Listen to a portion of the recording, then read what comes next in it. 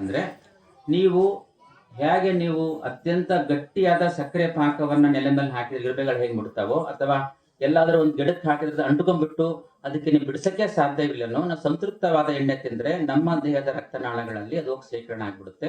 ರಕ್ತನಾಳ diameter ಅದರ ವ್ಯಾಸ ಕಡಿಮೆ ಆಗ್ಬಿಟ್ಟು ರಕ್ತ ಪರಿಚಲನೆ ಕಡಿಮೆ ಆಗ್ಬಿಟ್ಟು ಸ್ಟ್ರೋಕ್ ಆಗೋ ಸಾಧ್ಯತೆ ಇರುತ್ತೆ. ಈ ಕಾರಣದಿಂದ ನಾವು ಸಂತೃಪ್ತವಾದ ಕೊಬ್ಬು ಇರುವಂತ ಎಣ್ಣೆನ ತಿನ್ಬಾರ್ದು. ಸರಳ ಭಾಷೆಯಲ್ಲಿ ಹೇಳ್ಬೇಕಂದ್ರೆ ನೀವು ತಿನ್ನುವಂತ ಸನ್ಫ್ಲವರ್ ಆಯಿಲ್ ಆಗಿರ್ಬೇಕು, ಸನ್ಫ್ಲವರ್ ಅಂದ್ರೆ ಸೂರ್ಯಕಾಂತಿ ಎಣ್ಣೆ ಆಗಿರ್ಬೋದು, ನೀವು ತಿನ್ನುವಂತ ತುಪ್ಪ ಆಗಿರ್ಬೋದು, ಅಥವಾ ಎನಿಮಲ್ ಫ್ಯಾಟ್ ಬಗ್ಗೆ ಮುಂದೆ ಹೇಳ್ತೀನಿ. ತುಪ್ಪದ ನಂತರ ತುಪ್ಪನ ಕೂಡ ನಾವು ಪ್ರಾಣಿಜನ್ಯ ಕೊಬ್ಬು ಅಂತ ಯಾಕೆ ಹೇಳ್ತೀವಿ ಅಂದ್ರೆ, ಪ್ರಾಣಿಯಿಂದ ಬರುವಂತ ಮಾಂಸದಿಂದ ಬರುವಂತ ಆಗಿರದಿದ್ರು ಕೂಡ ಪ್ರಾಣಿಯಿಂದ ಬರುವಂತ ಉತ್ಪನ್ನಗಳನ್ನ ತಗೋದ್ರಿಂದ ಅದು ಪ್ರಾಣಿ ಕೊಬ್ಬು ಅಂತ ಹೆಸರಿಸ್ಬಿಟ್ಟು ಸಂತೃಪ್ತವಾದ ಎಣ್ಣೆ ಅಂತ ಹೇಳ್ತೀವಿ. ಕಡಿಮೆ ಪ್ರಮಾಣದಲ್ಲಿ ತಿನ್ನಬೇಕು.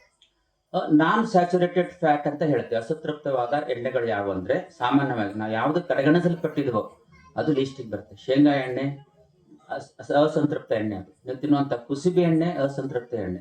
ಶೇಂಗಾ, ಕುಸುಬೆ, ಬೇರೆ ಬರ್ತವೆ ನಾವೇನ್ ಹೇಳ್ತೀವಲ್ಲ ಅಸಂತೃಪ್ತ ಎಣ್ಣೆ. ಇವು ನಾವು ಜಾಸ್ತಿ ಪ್ರಮಾಣದಲ್ಲಿ ಉಪಯೋಗಿಸಿದ್ರೆ ಅದರಲ್ಲಿ ಕೊಬ್ಬಿನ ಅಂಶ ಅಸಂತೃಪ್ತವಾಗಿರೋದ್ರಿಂದ ಅಥವಾ ಸಂತೃಪ್ತ ರೀತಿಯ ಕಡಿಮೆ ಇರೋದ್ರಿಂದ ನಮ್ಮ ರಕ್ತನಾಳಗಳಲ್ಲಿ ಶೇಖರಣೆ ಆಗೋದಿಲ್ಲ. ನಿಮಗೆ ಸ್ಟ್ರೋಕ್ ಬರೋಂಥ ಚಾನ್ಸಸ್ ತುಂಬಾ ಕಡಿಮೆ ಇರುತ್ತೆ. ಹಾಗಾಗ್ಬಿಟ್ಟು ನಾವು ಎಣ್ಣೆ ತಗೊಂಡ್ರೆ ಸಂತೃಪ್ತ ಎಣ್ಣೆ ಅಂದ್ರೆ ಪ್ರಾಣಿಜನ್ಯ ಕೊಬ್ಬಾಗಿರ್ಬೋದು, ನೀವು ಸನ್ಫ್ಲವರ್ ಆಯಿಲ್ ಆಗಿರ್ಬೋದು, ಸಂತೃಪ್ತಿ ಇರೋದೇ ಒಳ್ಳೆ ಎಣ್ಣೆ ಅಂತ ಅನ್ಕೊಂಡ್ಬಿಟ್ರೆ ನೀವು ತಿನ್ನುವಂತ ಶೇಂಗಾ ಎಣ್ಣೆ, ಕುಸುಬೆ ಎಣ್ಣೆ ಆಗಿರ್ಬೋದು. ನೀವು ಮಂಗಳೂರು ಕಡೆ ಹೋದ್ರೆ ಅವರು ಕೊಕೊನೆಟ್ ಆಯಿಲ್ ತಿಂತಾರೆ. ಅದು ಅವ್ರಿಗೆ ಆ ಭಾಗಕ್ಕೆ ಉಷ್ಣ ಇರೋದ್ರಿಂದ, ಅದು ಉಷ್ಣ ಪ್ರದೇಶದ ಎಣ್ಣೆ ಆಗಿರೋದ್ರಿಂದ ಆ ಭಾಗಕ್ಕೆ ಬಕ್ಕೊಳ್ಳುತ್ತೆ. ನಮ್ಮ ಜನಕ್ಕೆ ತಿನ್ನಕ್ಕಾಗಲ್ಲ. ಆಲಿವ್ ಆಯಿಲ್ ಅಂತ ಹೇಳ್ತೀವಿ, ತುಂಬಾ ನಾ ಮುಂಚೆನೆ ಹೇಳಿದೆ, ಇಡೀ ಜಗತ್ತಿನಲ್ಲಿ ಕೆಲವೇ ಹೆಕ್ಟರ್ ಪ್ರದೇಶಗಳಲ್ಲಿ ಬೆಳೆಯುವಂತ ಆಲಿವ್ ಆಯಿಲ್ ಇವತ್ತು ಎಲ್ಲಾ ಜಗತ್ತಿನಲ್ಲಿ ಎಲ್ಲಾ ಜನರು ತಿಂತಾರೆ. ಅಂದ್ರೆ ಏನ್ ಮಿಕ್ಸ್ ಇರುತ್ತೆ ಅಂತ ಆಮೇಲೆ ನಿಮ್ಗೆ ಹೇಳ್ತೀವಿ. ಮುಂದ್ಗಡೆ ಬರುವಂತ ಎಣ್ಣೆ ಯಾವುದು ಅಂತ ಹೇಳಿದ್ರೆ ನಿಮಗೆ ಎನಿಮಲ್ ಫ್ಯಾಟ್ ಅಂತ ಹೇಳ್ತೀವಿ. ಅದನ್ನ ನಾವು ಬೀಫ್ ಆಯಿಲ್ ಅಂತ ಹೇಳ್ತೀವಿ. ಮೊನ್ನೆ ಒಂದು ದೊಡ್ಡ ಹಗರಣನೇ ಆಯ್ತು. ಯಾವುದೋ ಒಂದು ದೇವಸ್ಥಾನದ ಲಾಡುನಲ್ಲಿ ಎಣ್ಣೆ ಬೆಳೆಸ್ತಾರೆ ಅಂತ. ನಿಜವಾಗ್ಲೂ ಅದು ಆ ಎಣ್ಣೆ ನಿಮಗೆಲ್ಲ ಮಾಹಿತಿಗಿರ್ಲಿ. ಯಾರಾದ್ರೂ ನೀವು ಮ್ಯಾಕ್ಡೊನಾಲ್ಡ್ ನಲ್ಲಿ ಅಥವಾ KFC ಹೋಗಿ ನೀವು ಚಿಪ್ಸ್ ತಿಂತೀರಿ ಅಥವಾ ಫ್ರೆಂಚ್ ಫ್ರೈಸ್ ತಿಂತೀರಂದ್ರೆ, ಮ್ಯಾಕ್ಡೊನಾಲ್ಡ್ ಮತ್ತು KFC ಯಲ್ಲಿ ಫ್ರೆಂಚ್ ಫ್ರೈಸ್ ಮಾಡೋಂಥ ಅಥವಾ ಚಿಪ್ಸಿಗೆ ಬಳಸೋ ಎಣ್ಣೆ ಅದು ಬೀಫ್ ಟ್ಯಾಲೋ ಆಯಿಲ್. ಅಂದ್ರೆ ಪ್ರಾಣಿಗಳ ಮಾಂಸಖಂಡದಿಂದ ತೆಗೆದಂತ ಎಣ್ಣೆ. ನೀವೆಲ್ಲ ಮಕ್ಳಿಗೆ ನಾವು ಮ್ಯಾಕ್ಡೊನಾಲ್ಡ್ಸ್ ಅಲ್ಲಿ ತಿನ್ನಿಸ್ತೀನಿ, ಅಲ್ಲ ಫ್ರೆಂಚ್ ಫ್ರೈಸ್ ಕೊಡಿಸ್ತೀನಿ ಅಥವಾ ಚಿಪ್ಸ್ ತಿನ್ನಿಸ್ತೀನಿ ಅಂದ್ರೆ ನೀವು ಗಮನಕ್ಕೆ ಇಟ್ಕೊಳ್ರಿ, ಆ ಎಣ್ಣೆ ಎದ್ರಿಂದ ಎಣ್ಣೆಲ್ಲಿ ಕರೀತಾರೆ ಅಂದ್ರೆ ಅದು ಬೀಫ್ ಟ್ಯಾಲೋ ಆಯಿಲ್. ಬೇಕಾದ್ರೆ ಇಂಟರ್ನೆಟ್ ನಲ್ಲಿ ಹೋಗಿ ಬೀಫ್ ಟ್ಯಾಲೋ ಆಯಿಲ್ ಉಪಯೋಗಿಸ್ತಾರೆ, ಬಡಿ ಸಿಕ್ಬಿಡುತ್ತೆ. ಫಸ್ಟ್ ಯೂಸ್ ಮಾಡೋದು ಮ್ಯಾಕ್ಡೊನಾಲ್ಡ್ಸ್ ಇದರಲ್ಲಿ ಮಾಡ್ತಾರೆ. ಅದು ಅಮೆರಿಕ ಬೇರೆ ದೇಶಗಳಲ್ಲಿ ಅವ್ರು ತುಂಬಾ ಕೆಂಪು ಮಾಂಸನ ತಿನ್ನೋದ್ರಿಂದ ಮಾಂಸ ಸಂಸ್ಕರಣೆ ಮಾಡುವಾಗ ಬರುವಂತ ಎಣ್ಣೆಯನ್ನ ತುಂಬಾ ಕಡಿಮೆ ಪ್ರಮಾಣದಲ್ಲಿ ₹50 ಲೀಟರ್ ಕೂಡ ಸಿಗುತ್ತೆ. ಬೇರೆ ಎಣ್ಣೆ ₹200 ಚೆನ್ನಾಗಿರೋದು ನಮ್ಮ ಸೂಪರ್ ಮಾರ್ಕೆಟ್ ಸಿಗುವಂತ ₹800 ಅಂದ್ರೆ ₹30-40 ಬೀಫ್ ಟ್ಯಾಲೋ ಆಯಿಲ್ ಅಂತ ಸಿಗುತ್ತೆ. ಅದು ಪ್ರಾಣಿಜನ್ಯ ಬಂದಿರೋಂಥ ಕೊಬ್ಬುಗಳು.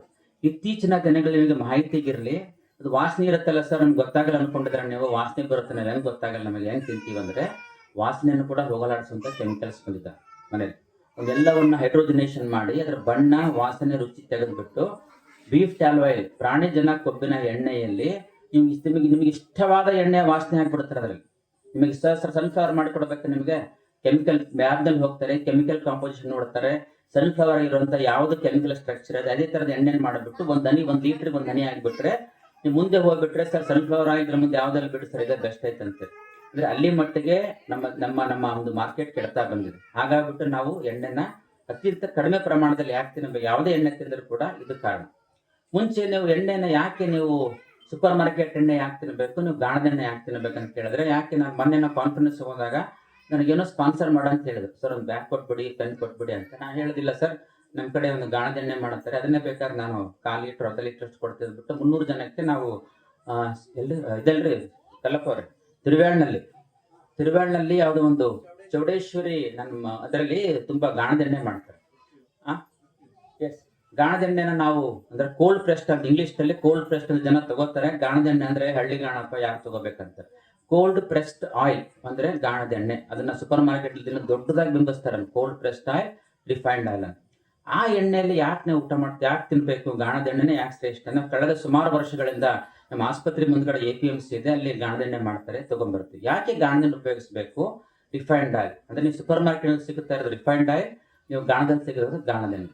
ರಿಫೈನ್ಡ್ ಅಲ್ಲಿ ಏನ್ ಮಾಡ್ತಾರೆ ಅಂದ್ರೆ, ಒಂದ್ ಸ್ವಲ್ಪ ನೀವು ಶೇಂಗಾ ಬೀಜನೋ ಸನ್ಫ್ಲವರ್ ಅನ್ನ ತಗೊಂಡ್ಬಿಟ್ಟು ಅದು 200 ರಿಂದ 300 ಡಿಗ್ರಿಗೆ ಕುದಿಸ್ತಾರೆ. ಕುದಿಸ್ತಾ 200 ಡಿಗ್ರಿ 300 ಡಿಗ್ರಿ ಕುದಿಸಿದಾಗ ಎಲ್ಲರ ಇವತ್ತು ಸಾವಯವಗಳಾಯ್ತು, ನ್ಯೂಟ್ರಿಯೆಂಟ್ಸ್ ಆಯ್ತು, ವಿಟಮಿನ್ಸ್ ಎಲ್ಲ ನಾಶವಾಗಿ ಹೋಗ್ತವೆ.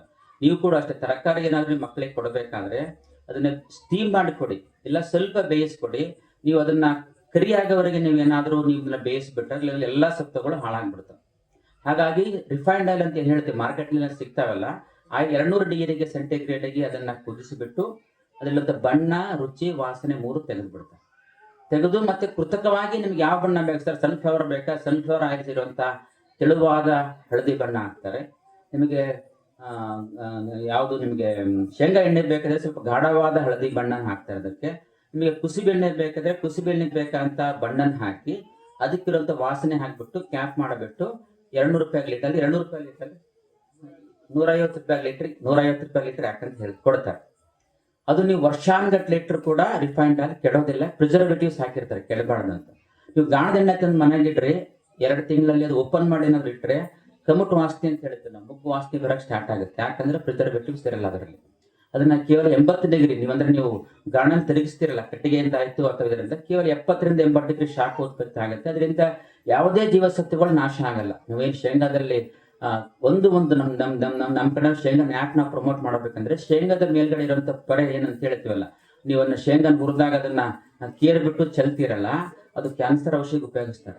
ನಿಮ್ಮ ಮಾಹಿತಿಗಿರಲಿ, ಯಾರು ಶೇಂಗಾನ ಅದನ್ನೆಲ್ಲ ಮೇಲ್ಗಡೆ ಅದೆಲ್ಲ ಸಿಪ್ಪೆ ತೆಗೆದ್ಬಿಟ್ಟು ಅದನ್ನೆಲ್ಲ ನೀವು ಬಿಟ್ಟು ಚೆಲ್ಲಿ ನೀವು ಮಾಡ್ತಿರಲ್ಲ, ದೊಡ್ಡ ಮಾಡೋದು ದಡ್ಡತನ. ಗಾಣದಿಂದ ಉಪಯೋಗಿಸುವಾಗ ಅದೆಲ್ಲ ಮಾಡೋದ್ರಿಂದ ಅತ್ಯಂತ ಶ್ರೇಷ್ಠವಾಗುತ್ತೆ. ಅಂದ್ರೆ ಕೇವಲ 70-80 ಡಿಗ್ರಿಯಿಂದ ಎಣ್ಣೆ ಮಾಡ್ತಾರೆ, ಅದು ನ್ಯೂಟ್ರಿಯೆಂಟ್ಸ್ ಹೋಗಲ್ಲ, ರಿಫೈನ್ಡ್ ಆಯಿಲ್ಗೆ ಎಲ್ಲ ಹಾಕ್ತಾರೆ. ನಾನೇ ಹೋಗಿ ಕೇಳಿದೆ ಚೌಡೇಶ್ವರ, ಸರ್ ಯಾಕೆ ನಿಮ್ದು 150 ರೂಪಾಯಿಗೆ 170 ರೂಪಾಯಿಗೆ ಅವ್ರ ಲೀಟ್ರು, 350 ರೂಪಾಯಿಗೆ ನಿಮ್ದು ಗಾಣದೆಣ್ಣೆ ಯಾಕೆ ಕಾಸ್ಟ್ಲಿ, ಜನ ಹೆಂಗ್ ತಗೋತಾರೆ ಅಂತ ಕೇಳಿದ್ರೆ, ಯಾಕೆಂದ್ರೆ ಅಂದ್ರೆ ತುಂಬಾ ಅಂದ್ರೆ ನಾನು ವೈಜ್ಞಾನಿಕವಾಗಿ ಬೇಸಿಕ್ ಆಗಿ ನಾನು ಅದ್ರ ಬಗ್ಗೆ ತಿಳ್ಕೊಂಡಿದ್ದೀನಿ. ನೀವು 1 ಲೀಟರ್ ಎಣ್ಣೆ ಮಾಡಬೇಕಾದ್ರೆ 1 kg ಶೇಂಗಾ ಹಾಕಿದ್ರೆ 200 ರಿಂದ 250 ml ಎಣ್ಣೆ ಬರುತ್ತೆ. ಎಷ್ಟು ಕೆಜಿ ಶೇಂಗಾ 100 ರೂಪಾಯಿ ಸಿಕ್ಕರು ಕೂಡ ಕಡಿಮೆ ಅಂದ್ರೆ 1 ಲೀಟರ್ ಎಣ್ಣೆ ಮಾಡ್ಲಿಕ್ಕೆ 4 kg ಶೇಂಗಾ ಬೇಕು. 1 kgಗೆ 4 kg ಬೇಕು. 1 kgಗೆ 200 ml ಎಣ್ಣೆ ಬರುತ್ತೆ. 400 ರೂಪಾಯಿ ಶೇಂಗಾ ತಂದು ನೀವು 150 ರೂಪಾಯಿ ಶೇಂಗಾ ಎಣ್ಣೆ ಮಾಡ್ತೀನಿ ಅಂದ್ರೆ ಅದ್ರಲ್ಲಿ ಏನ್ ಮಿಕ್ಸ್ ಮಾಡ್ತಾರೆ ನೀವೇ ಅರ್ಥ ಮಾಡ್ಕೊರಿ. ಅಂದ್ರೆ ಸೂಪರ್ ಮಾರ್ಕೆಟ್ ನಲ್ಲಿ 170 ರೂಪಾಯಿ ನಿಮಗೆ ಶೇಂಗಾ ಎಣ್ಣೆ ಸಿಗುತ್ತೆ, ನಿಮಗೆ ಸೂರ್ಯಕಾಂತಿ ಎಣ್ಣೆ ಸಿಗುತ್ತೆ. ಅಂದ್ರೆ 1 kg ಎಣ್ಣೆ ಗಾಣದಲ್ಲಿ ಹಾಕಿದ್ರೆ 250 ml ಎಣ್ಣೆ ಅಷ್ಟೇ ಬರುತ್ತೆ. ಉಳಿದದ್ದೆಲ್ಲ ಅದು ಇದಾಗ ಹೋಗುತ್ತೆ, ಎಮ್ಮೆಗೆ ಉಪಯೋಗಿಸ್ತಾರೆ. ಅದು ಕೂಡ ಅತ್ಯಂತ ಪೌಷ್ಟಿಕವಾದ ಆಹಾರ, ಹಿಂಡಿ ಅಂತ ನಾವು ಹೇಳ್ತೀವಿ. ಅಂತ ಎಣ್ಣೆನ 350 ರೂಪಾಯಿ ಮಾಡೋದು ಕೂಡ ಕಷ್ಟನೇ, ನೋ ಲಾಸ್ ನೋ ಪ್ರಾಫಿಟ್ ನ ಮಾಡ್ಬೇಕು. ಇವ್ರು ಹೇಗೆ ಮಾಡ್ತಾರೆ ಸರ್, ಅದು ಕೂಡ ಚೆನ್ನಾಗಿರುತ್ತೆ ಅಂತಿರಲ್ಲ, ಎಷ್ಟೋ ವರ್ಷ ತಿಂದ್ಬಿಡ್ತೀವಲ್ಲ, ನೀವು ಗಾಣದ ಎಣ್ಣೆನೇ ತಿಂದಿಲ್ಲ, ನೀವು ಕೆಟ್ಟದಂತ ಹೆಂಗ್ ಹೇಳ್ತೀರ ಅಂದ್ರೆ, ಇತ್ತೀಚಿನ ದಿನಗಳಲ್ಲಿ ನೀವೇನು ಅಂದಾನಿ ಅಬಾನಿ ಅಂತ ಹೇಳ್ತೀರಲ್ಲ, ಅವ್ರು ತಮ್ಮದ ಸಂಸ್ಥೆನಲ್ಲಿ CSR ಅಂತ ಕಾರ್ಪೊರೇಟ್ ಸೋಷಿಯಲ್ ರೆಸ್ಪಾನ್ಸಿಬಿಲಿಟಿ ಅಂತ ಮಾಡ್ತಾರೆ. ಅಂದ್ರೆ ನಾವು ತುಂಬಾ ದೊಡ್ಡ ಸಂಸ್ಥೆ ಇದೆ, ನಾವು ಪರಿಸರಕ್ಕೆ ಹಾನಿ ಮಾಡ್ದಂಗೆ ಏನನ್ನು ಉಪಯೋಗಿಸ್ಬೇಕಂತ ಇಷ್ಟು ಸಾವಿರಾರು ಕೋಟಿ ಖರ್ಚು ಮಾಡ್ತೀವಿ ಅಂತ ಹೇಳಿ ಒಂದು CSR ಒಂದು ಪ್ರಾಜೆಕ್ಟ್ ನ ಎತ್ಕೊಂಡ್ರು. CSR ಪ್ರಾಜೆಕ್ಟ್ ಹೆಂಗಿತ್ತಂದ್ರೆ, ಮಧ್ಯಪ್ರಾಚ್ಯಗಳಲ್ಲಿ ಪೆಟ್ರೋಲಿಯಂ ಉತ್ಪನ್ನಗಳು ಸಮುದ್ರದಿಂದ ತೆಗಿತಾರೆ. ಅದ್ರ ಬೈ ಪ್ರಾಡಕ್ಟ್ ಲಿಕ್ವಿಡ್ ಪ್ಯಾರಾಫಿನ್ ಅಂತ ಬರುತ್ತೆ. ಲಿಕ್ವಿಡ್ ಪ್ಯಾರಾಫಿನ್ ಅದಕ್ಕೆ ಬಣ್ಣ ಇಲ್ಲ, ರುಚಿ ಇಲ್ಲ, ವಾಸನೆ ಇಲ್ಲ. ಅದನ್ನ ತೆಗೆದಿದ್ದವರೆಲ್ಲ ಸಮುದ್ರಕ್ಕೆ ಬಿಡ್ತಿದ್ರು. ಅದನ್ನೆಲ್ಲ ಇವರು ಪರಿಸರವಾದಿಗಳನ್ನ ಅಪೋಸ್ ಮಾಡಿದ್ರು. ಸರ್ ಅದರಿಂದ ತುಂಬಾ ಗಟ್ಟಿಯಾದ ಎಣ್ಣೆ, ಅದು ಏನಾದ್ರೂ ಮೀನುಗಳಲ್ಲಿ ಏನಾದ್ರೂ ನೀರಿನ ನುಂಗ್ಬಿಟ್ರೆ ಅದಕ್ಕೆ ಮೀನುಗಳಿಗೆ ಕೂಡ ರಕ್ತನಾಳ ಪೆಡಸಾಗಿ ಸತ್ತೋಗ್ಬಿಡ್ತವೆ, ಅದನ್ನ ಬಿಡಬೇಡ್ರಿ ಅಂದಾಗ, ಆಯ್ತು ನಾವೊಂದು ಏನಾದ್ರೂ ಒಳ್ಳೇದ್ ಮಾಡಬೇಕಲ್ಲ ಜಗತ್ತಿಗೆ ಅಂದ್ಬಿಟ್ಟು ಅದಾನಿ ಅಂಬಾನಿ ಅವರು ಆ ಎಣ್ಣೆನ ಖರೀದಿ ಮಾಡಿಬಿಟ್ಟು ದೊಡ್ಡದಾಗಿ ತುಂಬಿಸ್ಕೊಂಡ್ರು. ನಾವು ಲಿಕ್ವಿಡ್ ಪ್ಯಾರಾಫಿನ್ ಅನ್ನ ಸಮುದ್ರಕ್ಕೆ ಬಿಡದಾನೆ ನಾವು ತಂದ್ಬಿಟ್ಟು ನಾವೆಲ್ಲೋ ಹಾಕ್ತಿವಿ, ಹಾಳು ಮಾಡ್ತೀವಿ, ಭೂಮಿಯಲ್ಲಿ ಹೂಡ್ತೀವಿ ಅಂದ್ಬಿಟ್ಟು ಆ ಲಿಕ್ವಿಡ್ ಪ್ಯಾರಾಫಿನ್ ತಂದ್ಬಿಟ್ಟು ಎಣ್ಣೆ ಮಾರೋರಿಗೆ ಕೊಟ್ಬಿಡ್ತಾರೆ. 350-450 ml ಎಣ್ಣೆಯಲ್ಲಿ ಅದನ್ನೊಂದು 500 ml ಬೆಳೆಸ್ತಾರೆ. 50 ರಿಂದ 60 ರೂಪಾಯಿ ಕೆಜಿ ಕ್ರೂಡ್ ಮಾರ್ಕೆಟ್ ಅಲ್ಲಿ ಸಿಗುತ್ತೆ. ಅದು ಇನ್ನೂ ಕಡೆ ಬ್ಯಾರಲ್ ಗಟ್ಟಲೆ ತಗೊಳ್ರಿ, ಅದಕ್ಕೆ ರುಚಿ ಇಲ್ಲ, ಎಣ್ಣೆ ಇಲ್ಲ, ವಾಸನೆ ಇಲ್ಲ. ನಿಮ್ಗೆ ಹೇಳಿದ್ರೆ ಅಸಹ್ಯ ಅನ್ನಿಸ್ಬೋದು. ನಾವು ವೈದ್ಯಕೀಯ ಕ್ರೂಡ್ ಪ್ಯಾರಾಫಿನ್ ಅಲ್ಲಿ ಎಲ್ಲಿ ಉಪಯೋಗಿಸ್ತೀವಿ ಅಂದ್ರೆ, ಬೇದಿ ಆಗದೆ ಇದ್ರೆ ಮಕ್ಕಳು ಬೇದಿ ಜಾಗದಲ್ಲಿ ಹಚ್ಚಿ ಉಪಯೋಗಿಸ್ತೀವಿ, ಅಷ್ಟು ಜಿಗಿಟಿರುತ್ತೆ ಅದು, ತುಂಬಾ ನೋವಾದ್ರೆ.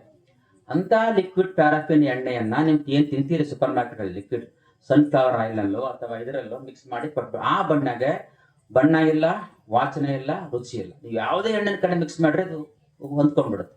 ಅಂತ ಎಣ್ಣೆ ಸಿಗೋದು 120 ರೂಪಾಯಿಗೆ. ಯಾಕೆ ಹಾಕ್ತಾರೆ ಅಂದ್ರೆ, ಅದರಲ್ಲಿ 120 ರೂಪಾಯಿಗೆ ಆಗಷ್ಟೇ ಎಣ್ಣೆ ಅದರಲ್ಲಿನ ಮಾರ್ಕೆಟಿಂಗ್ ತಗೊಂಡ್ಬಿಟ್ಟು ಉಳಿದದ್ದೆಲ್ಲ ಲಿಕ್ವಿಡ್ ಪ್ಯಾರಾಫಿನ್ ಹಾಕ್ತಾರೆ.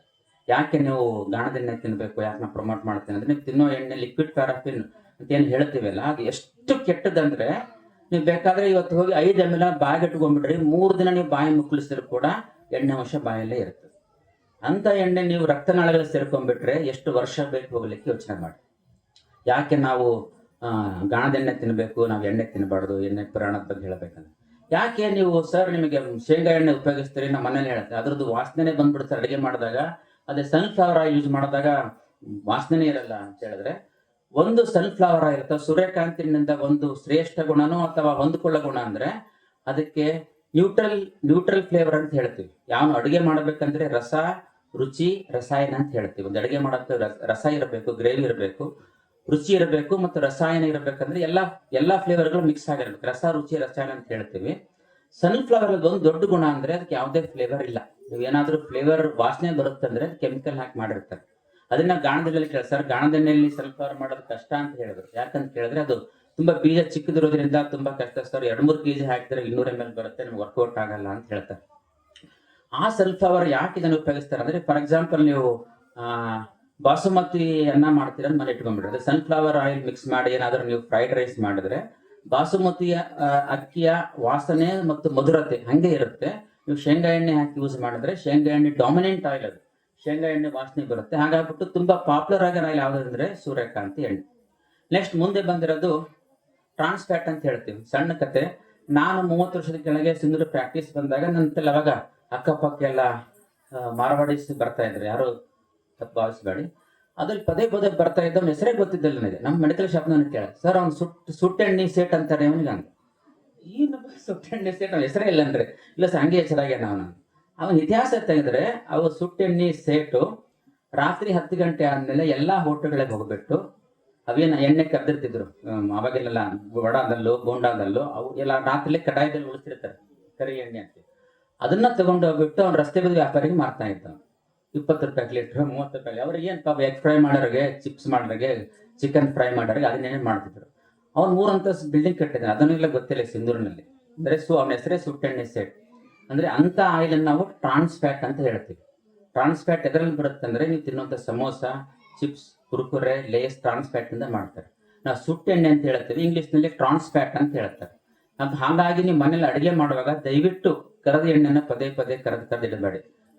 ನಮ್ಮ ಮುಂಚೆ ಎಲ್ಲಾದ್ರೂ ಹೊರಗಡೆ ನೋಡ್ತಾ ಇರ್ತೀನಿ, ಅತಿಯಾಗಿ ಸುಟ್ಟೆಣ್ಣೆ ಯೂಸ್ ಮಾಡೋಂಥದ್ದು ಯಾರಾದ್ರೂ ಇದ್ದ ಎಗ್ ಫ್ರೈಡ್ ರೈಸ್ ಬಂಡಿಯವರು ಎಣ್ಣೆ ಮಾಡಿಡ್ತಾರೆ, ಮತ್ತೆ ಕೆಳಗಡೆ ಇಡ್ತಾರೆ, ಮತ್ತೆ ತಗೊಳ್ತಾರೆ, ಮಾಡ್ತಾರೆ. ಈ 1 ಸತಿ ಹೆಚ್ಚಿದ್ರೆ 2 ಸತಿ, 2ನೇ ಸಲ ಕೂಡ ನೀವು ಎಣ್ಣೆನ ಉಪಯೋಗಿಸ್ಬೇಕಂದ್ರೆ ಕರದ ಎಣ್ಣೆನ ಅದನ್ನ ಫಿಲ್ಟರ್ ಮಾಡಿ ಉಪಯೋಗಿಸೋದ್ರಲ್ಲಿರುವಂತ ಕೆಲವೊಂದು ರಾಸಾಯನಿಕಗಳು ಫಿಲ್ಟರ್ ಆಗಿ ಬರ್ತವೆ. ಅದು ಬಿಟ್ಟರೆ ದಯವಿಟ್ಟು ಯಾರು ಒಂದು ಕಡಾಯಲ್ಲಿ ಇವತ್ತು ಬೆಳಗ್ಗೆ ಕರಿತೀನಿ ಮತ್ತು ರಾತ್ರಿ ಅದನ್ನೇ ಬೇರೆ ದಯವಿಟ್ಟು ಉಪಯೋಗಿಸ್ಬಿಟ್ಟು ಟ್ರಾನ್ಸ್ ಫ್ಯಾಟ್ ಅಂತ ಹೇಳ್ತೀವಿ. ಅದು ಕೆಟ್ಟ ಎಣ್ಣೆ, ಸುಟ್ಟೆಣ್ಣೆ ಅಂತ ಹೇಳ್ತೀವಿ. ಇದರಿಂದ ನಮ್ಮ ದೇಹದ ನಾಳಗಳು ಪೆಡಸಾಗ್ತವೆ. ಹಾಗಾಗ್ಬಿಟ್ಟು ತಿನ್ನೋ ಎಣ್ಣೆ ಸಂತೃಪ್ತ ಎಣ್ಣೆ ಕಡಿಮೆ ಪ್ರಮಾಣದಲ್ಲಿ ತಿನ್ನಿ. ಸನ್ಫ್ಲವರ್ ಆಯಿಲ್ ಆಯಿತು ಅಥವಾ ತುಪ್ಪ ಆಯಿತು.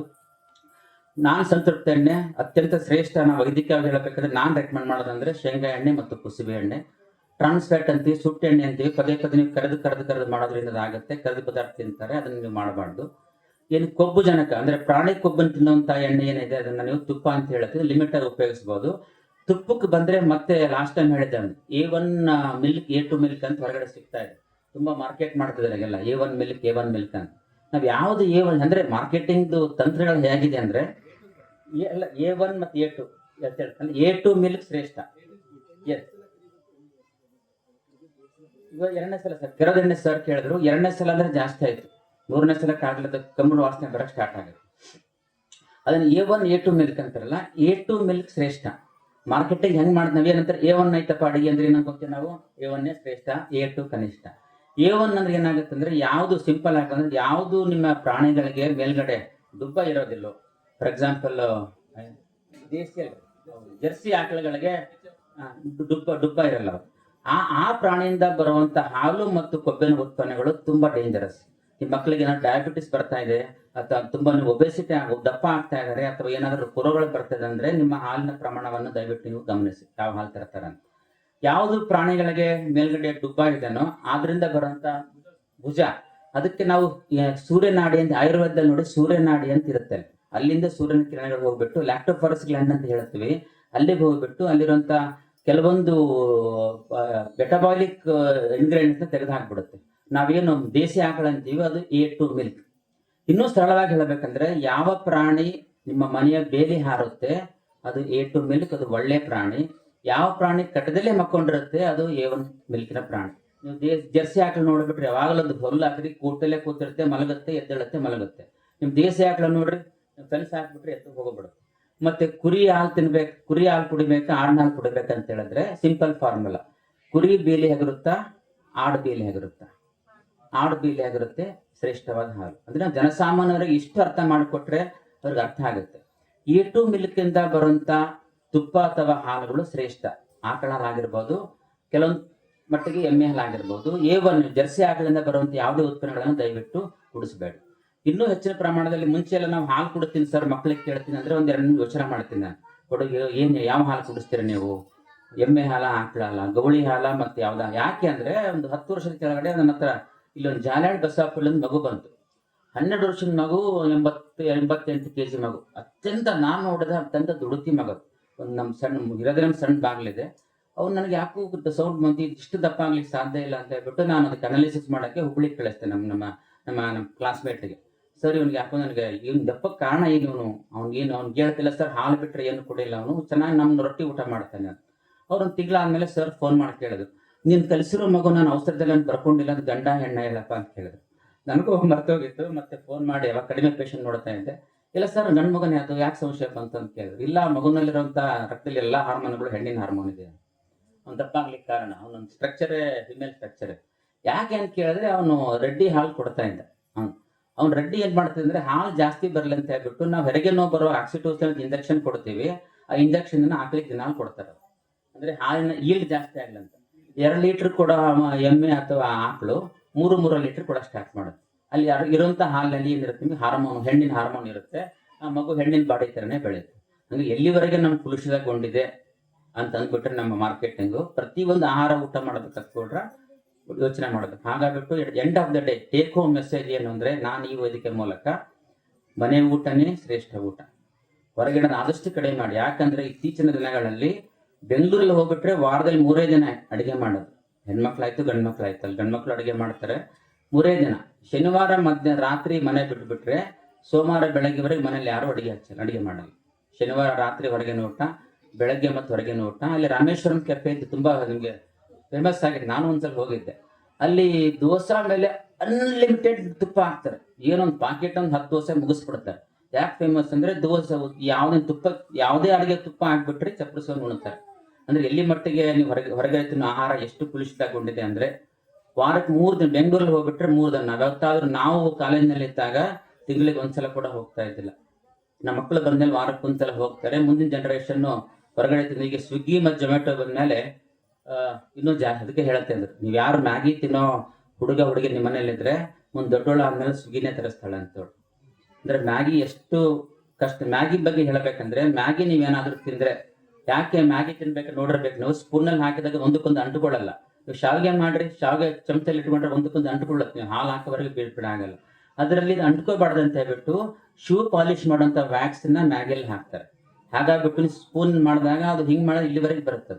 ಒಂದ್ಸತಿ ಮ್ಯಾಗಿ ತಿಂದ್ಮೇಲೆ ಅದು 3 ದಿನ ಕರಳಿನ ಪದರದ ಮೇಲೆ ಅಂಟ್ಕೊಳ್ಳುತ್ತೆ. 3 ದಿನದವರೆಗೆ ನಮ್ಮ ಮಕ್ಕಳು ಊಟ ಮಾಡಿರುವಂತ ಯಾವುದೇ ವಿಟಮಿನ್ ಮಿನರಲ್ಸ್ ರಕ್ತಕ್ಕೆ ಸೇರ್ಕೊಳ್ಳಂಗೆ ಇಲ್ಲ. ಅತ್ಯಂತ ಹೆಚ್ಚು ಅನಿಮೆ ಇರುವಂತ ಏನಾದ್ರೂ ಒಂದು ದೇಶ ಇರೋದ್ರೆ ನಮ್ಮ ರಾಯಚೂರು ಜಿಲ್ಲೆಯಲ್ಲಿ ನಮ್ದು ಸಿನ್ನೂರು ಮತ್ತೆ ದೇವದುರ್ಗ. 86% ಗರ್ಭಿಣಿಯರಿಗೆ ರಕ್ತಹೀನತೆ ಇದೆ. ಯಾಕೆ ಅಂದ್ರೆ ತಿನ್ನೋ ಆಹಾರ, ನಾವು ತಿನ್ನೋ ಬರೇ ಬಿಳಿ ವಿಷ ಅಕ್ಕಿ ತಿನ್ಬೇಕು, ಅದು ಬಿಟ್ರೆ ನೀರ್ ಸಾರು ತಿನ್ಬೇಕು, ಪಾಲಿಶ್ ಅಕ್ಕಿ ತಿನ್ಬೇಕು, ಅದ್ರಲ್ಲಿ ಏನು ಇರಲ್ಲ. ಬನ್ನಿ ಬಾರ ಕೊಪ್ಪಳದವನ್ ಪಾಪ ಒಂದು ಕೃಷಿ ವಿಜ್ಞಾನಿ ಒಂದು ವೈಜ್ಞಾನಿಕ ಅಂಶ ಹೊರಗೆ ಹಾಕಿದ್ರು. ಯೂರಿಯಾ ಅಂಶ ಜಾಸ್ತಿ ಆಗಿ ಕ್ಯಾನ್ಸರ್ ಬರ್ತದೆ ಅಂದ್ಬಿಟ್ರೆ ನಮ್ಮ ರೈತರು ಹೋಗೋದು ಹೊಡೆದಾಕ್ಬಿಟ್ರು ಪಾಪ. ಲಿಟ್ರಲಿ ಹೊಡೆದ್ರು. ಅಂದ್ರೆ ನೀವು ನಮ್ಮ ರೈತರನ್ನ ಹಾಳು ಮಾಡ್ತಾ ಇದ್ದೀರ ನೀವು. ಅಂದ್ರೆ ನೀವು ನಾವು ಯೂರಿಯಾ ಹಾಕಿ ಬೆಳಿತೀವಿ, ನಮ್ಮ ಅಕ್ಕಿ ತಿನ್ನ ಮಾರ್ಕೆಟ್ ಹೋಗುತ್ತೆ, ನಿಮ್ಗೆ ಹೆಂಗೆ ಹೇಳ್ತೇವೆ? ಕೃಷಿ ವಿಜ್ಞಾನಿ ಇನ್ಫ್ಯಾಕ್ಟ್ ಅವನು ಅನಲೈಸ್ ಮಾಡಿ ಹೇಳಿದ್ದ, ನಾವು ತಿನ್ನೋ ಅಕ್ಕಿಯಲ್ಲಿ ಯೂರಿಯಾ ಅಂಶ ಇಷ್ಟು ನಾರ್ಮಲ್ ಆಗಿ ಎಲ್ಲ ಪೆಸ್ಟಿಸೈಡ್ ಕಂಟೆಂಟ್ ಇರುತ್ತೆ, 20% ಜಾಸ್ತಿ ಇದೆ, ಇದರಿಂದ ಕ್ಯಾನ್ಸರ್ ಬರುತ್ತೆ ಅಂತ ಹೇಳಿದ್ರೆ ನಮ್ಮ ರೈತರು ಹೊಡೆದು ಬಿಟ್ರು. ಅಂದ್ರೆ ನಮ್ಮ ಬೆಳೆ ನೀವು ಕೆಡಿಸ್ತಾ ಇದ್ದೀರಿ, ನೀವು ಅಕ್ಕಿನ ಕೆಡಿಸ್ತಾ ಇದ್ದೀರಿ ಅಂತ ಬಿಟ್ಟು. ಹಾಗಾಗ್ಬಿಟ್ಟು ಈಗ ಹೇಳಿದ್ರು ವೀರೇಶ್ ಅವರು, ನೀವು ಸ್ವಲ್ಪ ಪ್ರಮಾಣ ಬರುವಾಗ ಕೇಳ್ತಾ ಬಂದೆ, ಸ್ವಲ್ಪ ಪ್ರಮಾಣದಲ್ಲಿ ಆದ್ರೆ ನೀವು ಸಾವಯವನ್ನ ಮಾಡಬೇಕು ಅಂತ. ಸಾವಯವದ ಬಗ್ಗೆ ಹೇಳ್ಬೇಕಂದ್ರೆ ನನ್ನ ಸ್ನೇಹಿತ ಒಬ್ಬರದ್ದು KCRಗೆ ಒಂದು ಮೊನ್ನೆ ಅವರು ತೀರ್ಕೊಂಡ್ರು. ಅವ್ರು ಸಾವಯವದ ಬಗ್ಗೆ ಒಂದು ಚಿಕ್ಕ ಮಾಹಿತಿ ಕೊಡ್ತೀನಿ. ನೀವೇನಾದ್ರೂ ನಿಮ್ಮ ಹೊಲದಲ್ಲಿ ನಾವು ಗೊಬ್ಬರ ಹಾಕದೆ ಬೆಳಿತೀನಿ ಸಾವಯವ ಅಂತ ಅನ್ಕೊಂಡಿದ್ರೆ ಅದು ನಿಜವಾಗ್ಲೂ ಅಲ್ಲ. ಕಳೆದ ಯಾಕಂದ್ರೆ ಶತಮಾನಗಳಿಂದ ನಾವು ಅದನ್ನ ಪೆಸ್ಟಿಸೈಡ್ ಬೆಳೆಸ್ತಾ ಇದ್ದೀವಿ. ಮಣ್ಣಲ್ಲಿ ಕಲ್ತು ಅದು ಮಣ್ಣಿನ ಎಲ್ಲಾ ಪದಗಳು ಬೆಳ್ಕೊಂಡ್ಬಿಟ್ಟೆ. 4 ವರ್ಷ ಆ ಭೂಮಿನ ಹಾಗೆ ಬಿಸಿಲಿಗೆ ಬಿಟ್ಟು ಪದೇ ಅವ್ನ ಹೆಂಟೆ ಹೊಡಿಬೇಕು, ಅದನ್ನ ಡ್ರೈ ಮಾಡಬೇಕು. 4 ವರ್ಷದ ನಂತರ ಅದನ್ನ ಕೆಮಿಕಲ್ ಅನಾಲಿಸಿಸ್ಗೆ ಮಣ್ಣನ್ನು ಕಳಿಸ್ಬೇಕು. ಆ ಮಣ್ಣಲ್ಲಿ ಕೆಮಿಕಲ್ ಅಂಶ ಇಲ್ಲ ಅಥವಾ ಕಡಿಮೆ ಪ್ರಮಾಣದಲ್ಲಿ ಇಲ್ಲ ಅಂತ ಬಂದ ಮೇಲೆ ಆ ಭೂಮಿಯಲ್ಲಿ ನೀವು ಔಷಧಿ ಹಾಕದೆ ಬೆಳೆಯಂತ ಬೆಳೆ ಸಾವಯವ ಕೃಷಿ ಅಂತ ಹೇಳ್ತೀವಿ. ಆಮೇಲೆ ಇತ್ತೀಚೆಗೆ ಆರ್ಗಾನಿಕ್ ಬೆಲ್ಲ, ಟೈಮ್ ಇಲ್ಲ ಅಂತ ಹೇಳ್ತಾರೆ. ಆರ್ಗಾನಿಕ್ ಬೆಲ್ಲ ಅಂತ ಯಾರು ಹೇಳ್ತಿರಲ್ಲ ಅವರಷ್ಟು ಹುಚ್ಚರು ಯಾರಿಲ್ಲ. ನಾವು ಹುಚ್ಚರಾಗಿದ್ವಿ ಆರ್ಗಾನಿಕ್ ಬೆಲ್ಲ. ಆಮೇಲೆ ಹೋದ್ಮೇಲೆ ಗೊತ್ತಾಯ್ತು ಬೆಲ್ಲನ ಆರ್ಗಾನಿಕ್ ಮಾಡಕ್ ಸಾಧ್ಯನೇ ಇಲ್ಲ. ಅದು ತುಂಬಾ ಪೆಸ್ಟಿಸೈಡ್ ಹಾಕ್ತಾರೆ. ಆಮೇಲೆ ನೀವೇನಾದ್ರೂ ಕಬ್ಬಿನ ಬೆಳೆ ಬೆಳಿಬೇಕಂದ್ರೆ ತುಂಬಾ ಅತ್ಯಂತ ಹೆಚ್ಚು ನೀರು ಬೇಕು ಅದಕ್ಕೆ. ನೀವು ಒಂದ್ ಎಕರೆ ಕಬ್ಬು ಬೆಳಿಬೇಕಂದ್ರೆ ಒಂದ್ ಎಕರೆ ಭೂಮಿಯಲ್ಲಿ 7 ಫೀಟ್ ಒಳಗಡೆ ಕಾಂಕ್ರೀಟ್ ವಾಲ್ ಮಾಡ್ಬೇಕು. ಒಳಗಡೆ ಡೆಪ್ತ್ 2 ಫೀಟ್ ಮೇಲೆ ಮಾಡಿಬಿಟ್ಟು ಆ ಭೂಮಿಯಲ್ಲಿ ಬೆಳೆದ್ರೆ ಆರ್ಗಾನಿಕ್. ಇಲ್ಲಾಂದ್ರೆ ಯೂಸಲಿ ಪಕ್ಕದ ಹೊಲದವನು ಆರ್ಗಾನಿಕ್ ಕೆಮಿಕಲ್ಸ್ ಹಾಕಿರ್ತಾನೆ, ಪೆಸ್ಟಿಸೈಡ್ಸ್ ಹಾಕಿರ್ತಾನೆ, ಅದನ್ನ ಹೊಲದಲ್ಲಿ ಹರಿದು ಬರುತ್ತೆ. ಬೆಲ್ಲ ಮಾತ್ರ ಆರ್ಗಾನಿಕ್ ಆಗಕ್ಕೆ ಸಾಧ್ಯನೇ ಇಲ್ಲ. ನೀವು ಬಿಳಿ ಬೆಳೆ ಅಂತೀರಿ, ಸಕ್ಕರೆ ಬೆಲ್ಲ ಅಂತೀರಲ್ಲ, ಅದೇನಿಲ್ಲ. ಸಕ್ಕರೆಯಲ್ಲಿ ಬ್ರೌನ್ ಕೆಮಿಕಲ್ ಕಲಿಸ್ಬಿಟ್ಟು ಅದನ್ನ ಗಟ್ಟಿ ಮಾಡುವಂತ ಸ್ಟಾರ್ಚ್ ಹಾಕ್ಬಿಟ್ಟು ಬೆಲ್ಲ ತರ ಗಟ್ಟಿ ಮಾಡ್ತಾರೆ. ಸ್ಟಾರ್ಚ್ ಅಂತ ಹೇಳ್ತೀವಿ ನಾವು ಅದಕ್ಕೆ. ನೀವು ಬಟ್ಟೆ ರಾಜಕಾರಣಿಗಳ ಬಟ್ಟೆ ಗಂಜಿ ಖಡಕ್ ಮಾಡ್ಕೊಳಕ್ ಹಾಕ್ತಾರೆ ಸ್ಟಾರ್ಚ್ ಅಂತ. ಸಕ್ಕರೆಯಲ್ಲಿ ನೀವು ಬಣ್ಣ ಹಾಕಿ ಸ್ಟಾರ್ಚ್ ಹಾಕ್ಬಿಟ್ರೆ, ಗಂಜಿ ಹಾಕ್ಬಿಟ್ರೆ ಬೆಲ್ಲದ ಉಂಡೆ ಆಗ್ಬಿಡುತ್ತೆ. ನೀವೇನಾದ್ರೂ ನಾವು ಕೆಂಪು ಸಕ್ಕರೆ ತಿಂತೀವಿ ಅಥವಾ ಸಕ್ಕರೆ ಬೆಲ್ಲ ತಿಂತೀವಿ ಅಂದ್ರೆ ಬಿಟ್ಟು. ಆಮೇಲೆ ಬೆಲ್ಲ ತಿನ್ಬೇಕಾ ಸಕ್ಕರೆ ತಿನ್ಬೇಕಾ ಅಂತ ಕೇಳಿದ್ರೆ ಎರಡೂ ಅಷ್ಟೇ. ಅದರಲ್ಲಿ ಬೆಲ್ಲದಲ್ಲಿ ಮ್ಯಾಗ್ನೀಷಿಯಂ ಇರ್ಬೋದು, ಐರನ್ ಇರ್ಬೋದು, ಮಾಡುವಂತ ಒಂದು ಇದರಲ್ಲಿ ಬಿಟ್ರೆ ಸಕ್ಕರೆ ಅಂಶ ಅದರಲ್ಲಿ ಸ್ವಲ್ಪ ಲೇಟಾಗಿ ಜೀರ್ಣ ಆಗುತ್ತೆ, ಸಕ್ಕರೆಯಲ್ಲಿ ಬೇಗ ಜೀರ್ಣ ಆಗೋದು ಬಿಟ್ರೆ ಯಾವುದೇ ಕಾರಣಕ್ಕೂ ಎಲ್ಲ ಒಂದೇ. ಹಾಗಾಗ್ಬಿಟ್ಟು ಆಹಾರದ ಬಗ್ಗೆ ಏನೇ ಕೇಳಿದ್ರೆ ಅದನ್ನ ನಾವು ಮಕ್ಕಳಿಗೆ ನಾವು ತಿಳಿಸ್ಕೊಡ್ಬೇಕು ಕಾಲೇಜಿಗೆ. ಅದಕ್ಕೆ ಹೇಳಿದೆ, ಯಾವ್ದಾದ್ರು ಕಲ್ಲಪ್ಪರಿಗೆ ಹೇಳ್ತಾ ಇದ್ದೆ, ನೀವು ಟೀಚರ್ಸ್ಗೆ ಒಂದು ಆರ್ಗನೈಸ್ ಮಾಡ್ರಿ. ನಾನು ಹೇಳಿದ್ರೆ ಒಂದು 50 ಮಂದಿಗೆ ಹೇಳ್ಬೋದು. ನಾನು 200 ಟೀಚರ್ಗಳಿಗೆ ಏನಾದರೂ ಈ ಪಾಠ ಮಾಡಿದ್ರೆ ಆ 200 ಟೀಚರ್ ಹೋಗ್ಬಿಟ್ಟು 20,000 ಮಕ್ಕಳಿಗೆ ಕಲಿಸ್ಕೊಡ್ತಾರೆ. ಅದು ನಮ್ಮ ಶಾಲೆಗಳಲ್ಲಿ ಆಗ್ಬೇಕು ಮತ್ತು ಸಭೆಗಳಲ್ಲಿ ಆಗ್ಬೇಕು. ಅದನ್ನ ಒಂದು ತಾಯಿ ಕಲಿತಾರೆ 100 ಮನೆ ವಿದ್ಯೆ ಕಲಿತಾರೆ 100 ಶಾಲೆ ತೆರೆದಂತೆ ಅಂತ ನಾಡ್ ನೋಡಿದೆ. ತಾಯಿಗಳು ನೀವು ತುಂಬಾ ಮಕ್ಕಳಿಗೆ ಕಳಿಸ್ ನನಗೆ ಎಷ್ಟು ಕೆಟ್ಟದ ಅನಿಸ್ಬಿಡುತ್ತೆ ಅಂದ್ರೆ, ಯಾಕೆ ಸರ್ ಪದೇ ಕೆಂಬರ್ತ ಮಗನಿಗೆ ಮೊನ್ನೆ ತೋರಿಸ್ಕೊಂಡು ಹೋಗಿ 300 ರೂಪಾಯಿ ಔಷಧ ಕೊಟ್ಟಿವಿ ಅಂತ ಹೇಳಿದ್ರೆ, ನೀವು 1 ಲಕ್ಷ ರೂಪಾಯಿ ಔಷಧಿ ಕೊಡಿ, ಆಂಟಿಬಯೋಟಿಕ್ ಬಂದ್ರು ಕೂಡ ಅದ್ರ ಅವಧಿ 1 ವಾರ ಆಗ್ತಿರುತ್ತೆ. ನೀವು ತಿನ್ನೋ ಆಹಾರ ಇತ್ತೀಚಿನ ದಿನಗಳಲ್ಲಿ ನೋಡ್ತಾ ಇದ್ದೀನಿ. ನಾವು ಮುಂಚೆ 15 ವರ್ಷದ ಕೆಳಗಡೆ ಬಾಯಿ ಹೊಡೆದು ಓರಲ್ ಅಲ್ಸರ್ ತುಂಬಾ ಕಡಿಮೆ ಇತ್ತು, ಮಕ್ಕಳಿಗೆ ಆಗ್ತಾನೆ ಇದ್ದಿಲ್ಲ. ನಾನು ಓರಲ್ ಅಲ್ಸರ್ಗೆ ಬಾಯಿ ಹೊಡೆದಾಗ ಯೂಸ್ ಅಂತ ಆಯಿಂಟ್ಮೆಂಟ್ಗಳನ್ನ ವರ್ಷಕ್ಕೆ ನಮ್ಮ ಬ್ರದರ್ ನಮ್ಮ ಫಾರ್ಮಸಿ ನಡೆಸ್ತಾರೆ. ವರ್ಷಕ್ಕೆ 10-15 ಯೂಸ್ ಮಾಡೋದಕ್ಕೆ ತಿಂಗಳಿಗೆ 10 ದಿನಕ್ಕೆ 10 ಯೂಸ್ ಮಾಡಂಗೆ ಆಗ್ಬಿಡ್ತದೆ. ಇದೆಲ್ಲ ಪೇಡ ತಿಂತಾರೆ ಸರ್, ಅದರಲ್ಲಿ ಸ್ಯಾಕ್ರಿನ್ ಇರುತ್ತೆ, ಬಾಯಿ ಹೊಡೆಯುತ್ತೆ. ಚಿಪ್ಸ್ ತಿಂತಾರೆ, ಕುರ್ಕುರೆ ತಿಂತಾರೆ. ಕುರ್ಕುರೆ ತಿನ್ಸ್ಬೇಡ ಮಕ್ಳಿಗೆ ಕೇಳಿದ್ರೆ ನಮ್ಮ ಮಾತು ಕೇಳಂಗಿಲ್ರಿ, ಏನ್ ಮಾಡ್ಬೇಕು ಅಂತ ಹೇಳ್ತಾರೆ. ಇದು ಆಗ್ಬಾರ್ದು ಮಕ್ಕಳಿಗೆ. ಅದನ್ನ ಹೇಳ್ತಾರೆ, ನೀವು ಮಕ್ಕಳಿಗೆ ಏನಾದರೂ ಆಹಾರ ಸಂಸ್ಕೃತಿ ಕಲಿಸದೇ ಇದ್ರೆ ಮುಂದಿನ ಎಲ್ಲ ಅನಾಹುತಕ್ಕೂ ನೀವು ಅಲ್ಲಿವರೆಗೆ ಹೇಳ್ತೀನಿ ಅಂದ್ರೆ, ಜಗತ್ತಿನಲ್ಲಿ ಕೆಟ್ಟ ಮಕ್ಕಳು ಬಿಡ್ತಾರೆ, ಕೆಟ್ಟ ತಾಯಿ ಬಿಡ್ತಾರೆ. ನೀವೇನಾದ್ರೂ ಮಕ್ಕಳಿಗೆ ಆಹಾರ ಸಂಸ್ಕೃತಿ ಇವತ್ತು ಏನಾದ್ರು ಕಲಿಸ್ಕೊಡದೆ ಇದ್ರೆ, ಇದು ಮ್ಯಾಗಿ ತಿಂದ್ರೆ ತಪ್ಪು, ಕುರ್ಕುರೆ ತಿಂದ್ರೆ ತಪ್ಪು, ಚಿಪ್ಸ್ ಏನಾದ್ರು ಹೇಳದೇ ಇದ್ರೆ ನಿಮ್ಮ ಮಗ ಕೇಳಲ್ಲ ಅಂದ್ಬಿಟ್ರೆ ನಿಮ್ಮಂತ ಕೆಟ್ಟ ತಾಯಿ ಜಗತ್ತಿನಲ್ಲಿ ಯಾರು ಇಲ್ಲ. ನಾವು ಹೇಳೋದ್ ಕಟ್ಟು ಅನಿಸ್ತಿರ್ಬೋದು, ಬಟ್ ಇದು ನಾವೇನ್ ನೋಡ್ತಾ ಇತ್ತೀಚಿನ ದಿನಗಳಲ್ಲಿ ಮೊನ್ನೆ ಒಂದು ಸಂಶೋಧನೆ ಬಂತು. 8ನೇ ಕ್ಲಾಸಿಂದ 10ನೇ ಕ್ಲಾಸ್ ಇರುವಂತ 22% ಮಕ್ಕಳಿಗೆ BP ಇದೆ ನಮ್ಮ ಕರ್ನಾಟಕದಲ್ಲಿ. ದೃಷ್ಟಿದೋಷ ಇದೆ 88% ಮಕ್ಕಳು ಉತ್ತರ ಕರ್ನಾಟಕದಲ್ಲಿ ದೃಷ್ಟಿದೋಷ ಚಸ್ಮಾ ಬರ್ತಾ ಇದೆ. ಇವೆಲ್ಲಕ್ಕೂ ಕಾರಣ ಮೊಬೈಲ್ ಬಳಕೆ, ನೀವು ತಿನ್ನುವಂತ ಆಹಾರ. ಎಲ್ಲದರಲ್ಲಿ ಯಾಕೆ ನೀವು ಉಪ್ಪು, ನಾವೇನು ಸರ್ ಇಷ್ಟೇ ಒಂದು ಚಮಚ ಉಪ್ಪು ಹಾಕ್ತೀವಿ, ಎಲ್ಲಿಂದ ಉಪ್ಪು ಬರುತ್ತೆ ಅಂತ ಕೇಳಿದ್ರೆ, ನೀವು ಎಲ್ಲ ತಿನ್ನೋ ಆಹಾರದಲ್ಲಿ ಉಪ್ಪು. ನೀವು ಬೇಕಾದ್ರೆ ಚೀಸ್, ನೀವು ಗಿಣ್ಣದ್ದು ಆರ್ಟಿಫಿಷಿಯಲ್ ಸಿಗುತ್ತಲ್ಲ, ಟೇಸ್ಟ್ ಯಾರಾದ್ರೂ ಮಾಡಿದ್ರೆ ಸರ್ ಉಪ್ಪು ಇರ್ತದೆ ಗೆಣ್ಣು. ನಾವೇನು ಉಪ್ಪು ನಾವು ತಿಂತೀವಲ್ಲ, ಅದು ಉಪ್ಪು ಯಾಕೆ ಹಾಕ್ತಾರೆ ಅಂತ ಹೇಳ್ಬಿಟ್ರೆ ಕೆಡಬಾರ್ದು ಅಂತ. ನೀವು ಉಪ್ಪಿನಕಾಯಿ ಜಾಡಿ ಸುತ್ತ 1-2 ಮುಷ್ಟಿ ಉಪ್ಪು ಹಾಕ್ತೀರಿ ಅಂದ್ರೆ ಕೆಡಬಾರ್ದು ಅಂತ. ಎಲ್ಲಾ ಸಂಸ್ಕಾರಕ ಆಹಾರಗಳಲ್ಲಿ ಎಣ್ಣೆಯಲ್ಲಿ ಕೂಡ ಉಪ್ಪು ಹಾಕ್ಲೇಬೇಕು. ಅದನ್ನ ಹಿಡನ್ ಸಾಲ್ಟ್ ಅಂತ ಹೇಳ್ತೀವಿ. ಆ ಹಿಡನ್ ಸಾಲ್ಟ್ ನಿಮಗೆ ತೊಂದರೆ ಮಾಡ್ತಾರೆ. ನೆಕ್ಸ್ಟ್ ಬರ್ತಾ ಇರೋದು, ನೀವು ಏನಾದ್ರು ನೋಡಿ ಸರ್, ಯಾರು ಪ್ರಾಣಿ ಎಣ್ಣೆ, ಇದು ಮಾಂಸದ ಎಣ್ಣೆ, ಹಂದಿ ಎಣ್ಣೆ, ದನದ ಎಣ್ಣೆ ಅಂತ ಬರಲ್ಲ. ಬೀಫ್ ಟ್ಯಾಲೋ ಆಯಿಲ್ ನೀವು ತಿನ್ನೋಂತ ಆಹಾರ ಉಪಯೋಗಿಸ್ರಿ. ಮೆಜಾರಿಟಿ ಯಾವ್ದು ಇವೆಲ್ಲ ಸಂಸ್ಕೃತಿಕ ಆಹಾರಗಳಿಗೆ ಬರ್ತಾರೆ, ಟಿನ್ ಫುಡ್. ಅದ್ರ ಮೇಲೆ ಓದ್ರಿ ಬೇಕಾದ್ರೆ ಬೀಫ್ ಟ್ಯಾಲೋ ಆಯಿಲ್ ಅಂತಾನೆ ಇರುತ್ತೆ. ನಾವೇನು ತಿರುಪತಿಯಲ್ಲಿ ಆಡೋ ಪ್ರಕರಣ ಏನಾಯ್ತಲ್ಲ, ಯಾಕಾಯ್ತು ಅಂತ ಹೇಳಿದ್ರೆ, 1 kg ತುಪ್ಪಕ್ಕೆ ನನಗೆ ಇವತ್ತು ನೋಡಿದ್ರೆ ಇಂಟರ್ನೆಟ್ ನೋಡಿದ್ರೆ 1100 ರೂಪಾಯಿ ಇದೆ. ಮೇ ಬಿ ಮಾರ್ಕೆಟಿಂಗ್ ಜಾಸ್ತಿ ಮಾಡಿರ್ಬೋದು. ಸಿನ್ನೂರ 700 ರೂಪಾಯಿ ಅಂತ ಕೆಜಿ ಇರಬೇಕು, 800 ರೂಪಾಯಿ ಕೆಜಿ ಇದೆ. ತಿರುಪತಿಯಲ್ಲಿ ಆಡೋದು ಬೆಳಗ್ಗೆ ಆದ ತುಪ್ಪದ ಎಣ್ಣೆ 250 ರೂಪಾಯಿ. ಚರ್ನಿಂಗ್. ಎಸ್, ಚರ್ನಿಂಗ್ ಮಾಡಲ್ಲ. ಇನ್ನೊಂದು ಅದೇ ಹೇಳ, ನಮ್ಮ ಮಿಸ್ಸಸ್ ಹೇಳ್ತಾ ಇದ್ರು, ನಾ ಡೈರಿ ಹಾಲು ಇಲ್ಲ ಗೌಳಿ ಹಾಲು ತರಿಸ್ತಾ ಇದ್ರು, ಮೊಸರು ಬೆಣ್ಣೆ ನಮ್ಮನೆಲ್ಲ ತುಪ್ಪ ಮಾಡ್ತಾ ಇದ್ವಿ, ನಾನು ಯಾಕೋ ವಾಸನೆ ಬಂತೀವೆಲ್ಲ ಓದಿದ್ಮೇಲೆ ಬೇಡ ಬಿಡು ಕಲಿಸ್ತಾರ ಅಂದ್ಬಿಟ್ರೆ, ನೀವು ಹೈಯೆಸ್ಟ್ ಫ್ಯಾಟ್ ಇರುವಂತ ನಂದಿನಿದು ಎಮ್ಮೆ ಹಾಲು ತರಿಸೋದು ಕೂಡ ಅದ್ರಲ್ಲಿ ಬೆಣ್ಣೆ ಬರಲ್ಲ, ತುಪ್ಪ ಬರಲ್ಲ. ಅವ್ರು ಏನ್ ಮಾಡ್ತಾರೆ ಅಂದ್ರೆ ಹಸಿ ಹಾಲಿನಲ್ಲೇ ಅದು ಕ್ರೀಮ್ ತೆಗೆದ್ಬಿಟ್ಟು ಬೆಣ್ಣೆ ಮಾಡ್ತಾರೆ. ಸರ್ ಹೇಳಿಲ್ಲ ಚರ್ನಿಂಗ್ ಅಂತ ಹೇಳ್ಬಿಟ್ಟು, ಮೊಸರು ನೀವು ಮಾಡಿಬಿಟ್ಟು ಕಡದು ಬಿಟ್ಟು ಮಾಡುವಂತ ಬೆಣ್ಣೆ ಅದರಿಂದ ಮಾಡುವಂತ ತುಪ್ಪ ಶ್ರೇಷ್ಠ, ನೀವು ಕ್ರೀಮಿಂದ ತುಪ್ಪ ಮಾಡೋದು ಅತಿ ಕನಿಷ್ಠ. ಹಾಗಾಗ್ಬಿಟ್ಟು ನೀವು ಮನೆ ಬಳಕೆ ಮಾಡುವಂತ ಎಲ್ಲಾ ಪದಾರ್ಥ ಇಷ್ಟು ಸಾಮಾನ್ಯ ತಿಳುವಳಿಕೆ ನಿಮ್ಗೆ ಇಲ್ಲದೆ ಇದ್ರೆ ಎಲ್ಲಾ ಅನಾಹುತಗಳು ನಿಮ್ಗೆ ಕಾರಣ ಅಂತ ಹೇಳ್ಬಿಟ್ಟು, ಇಲ್ಲಿವರೆಗೆ ಸಮಯ ನಿಶ್ಚಬ್ದದಿಂದ ಕೇಳೋದಕ್ಕೆ ಮತ್ತೊಮ್ಮೆ ಸ್ವಾಮೀಜಿಯವರಿಗೆ ಮತ್ತು ಆಶ್ರಮಕ್ಕೆ ನನ್ನ ನಮಸ್ಕಾರ.